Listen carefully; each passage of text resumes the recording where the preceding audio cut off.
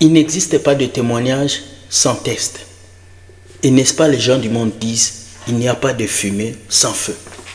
Dieu confie le plus grand combat à ses forts soldats. Alors si tu suis cette vidéo, c'est que tu es un soldat de Dieu. Mesdames et messieurs, bienvenue dans votre émission Entre nous, questions-réponses des jeudis matins. Nous avons reçu la question de quelqu'un, nous allons répondre, mais d'abord j'ai dit générique.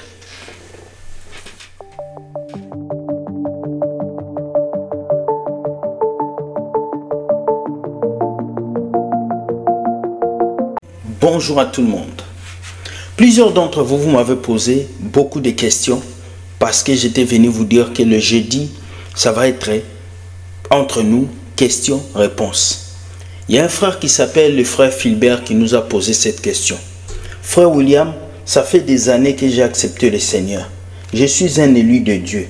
Mais pourquoi tout est difficile pour moi? Pourquoi je souffre pour avoir les choses? Ma question est celle-ci. Pourquoi les élus de Dieu souffrent toujours dans la vie? Est-ce que c'est Dieu qui veut cette souffrance ou c'est le diable qui les attaque pour les détruire? Voici la question de notre frère qui a posé cette question.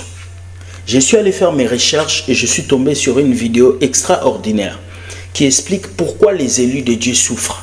Et je pense qu'à travers cette vidéo, vous allez comprendre beaucoup de choses. Nous allons d'abord parler un peu avant de vous laisser suivre cette vidéo. La souffrance n'est pas exclue dans la vie d'un enfant de Dieu. C'est vrai qu'aujourd'hui, on vous a apporté un évangile bonbon où on vient vous dire « Accepte le Seigneur Jésus, tu auras l'argent. Accepte le Seigneur Jésus, tu auras le succès.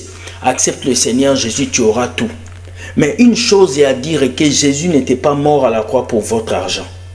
Jésus n'était pas mort à la croix pour ta voiture. Jésus est d'abord mort à la croix pour ton salut. Et toute autre chose viendra. Le verset nous dit, cherchez premièrement le royaume des cieux et toutes choses vous seront données par-dessus tout. Donc la première chose que tu dois chercher, c'est ton salut. Et après, Dieu prendra soin de toi. Rappelle-toi, les disciples étaient dans la barque avec Jésus. Mais la présence de Jésus n'a pas empêché la tempête de venir. Tu peux être chrétien et souffrir, tu peux être chrétien et avoir des problèmes difficiles. D'ailleurs même, c'est pendant ta souffrance que Dieu veut voir le niveau de la foi que tu as pour lui. C'est pendant nos souffrances que Dieu nous teste. Alors il faut le savoir et le comprendre. Mesdames et messieurs, passons à la vidéo et nous revenons juste après. Regardez, regardez. Semble parfois avoir plus de problèmes que les autres. Vous avez peut-être constaté ces choses dans votre propre vie. Votre vie est si remplie de défis, d'épreuves et de difficultés, au point où vous vous demandez si Dieu est réellement avec vous. Dans cette vidéo, nous allons parler de 3 raisons pour lesquelles les élus de Dieu ont une vie si difficile. Numéro 1. Les élus de Dieu vivent beaucoup d'épreuves, parce qu'ils sont dotés de plusieurs dons et d'une grande sensibilité spirituelle. Les élus de Dieu sont souvent mis à l'épreuve parce qu'ils ont des dons particuliers.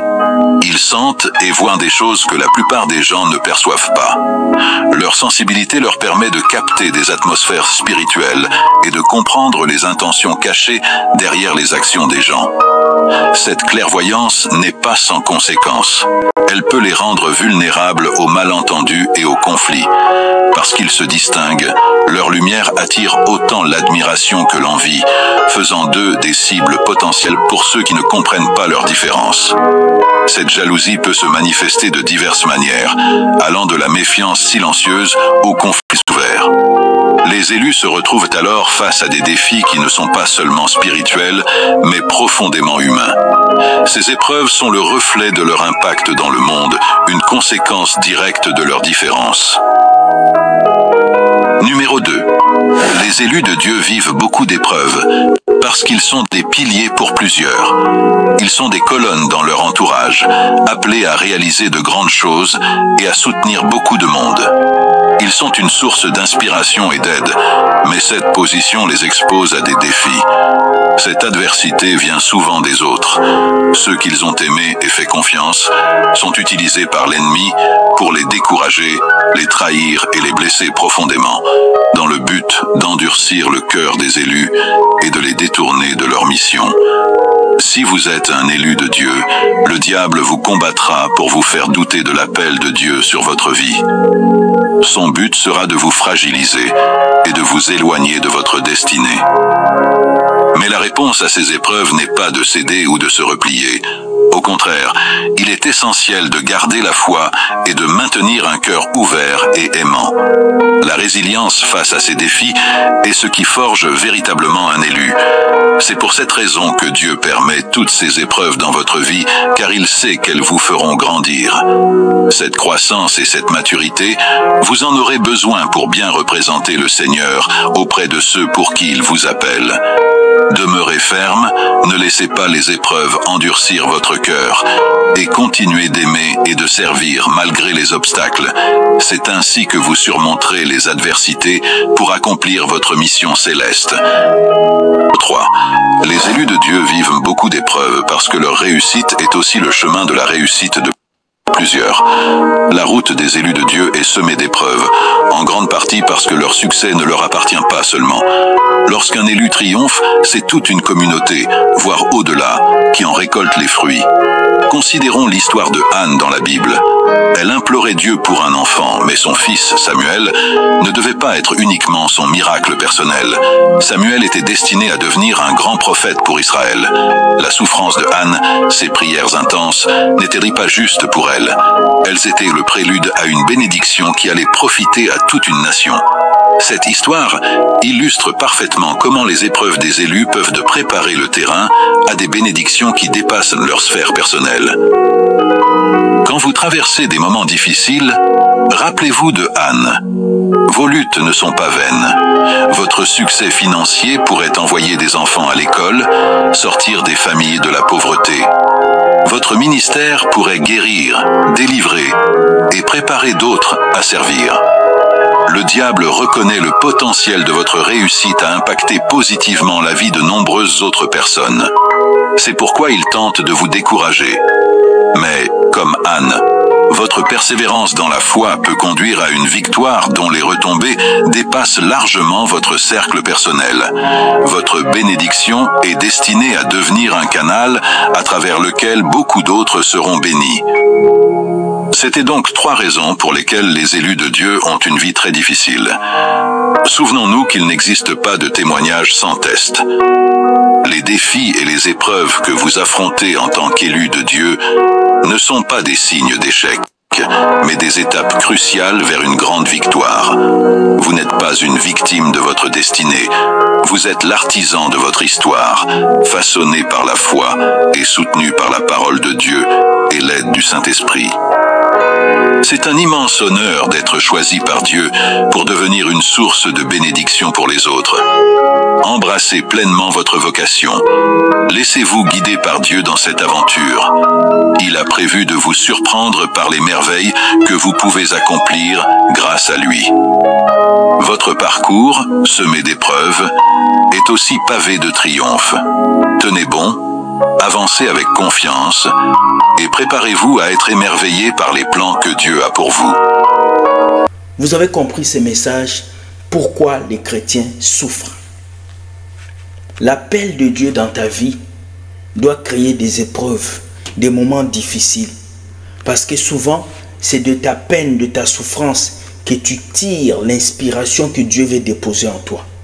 La plupart des grandes personnalités que Dieu a touchées, la plupart de ces personnes qui sont devenues des références dans la Bible ont été des personnes qui ont souffert, qui ont mené des vies difficiles.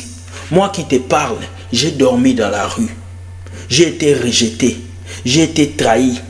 On m'a quitté, j'ai pleuré, j'ai passé des moments terribles. J'ai failli me suicider 3 fois. Mais regarde aujourd'hui là où je suis.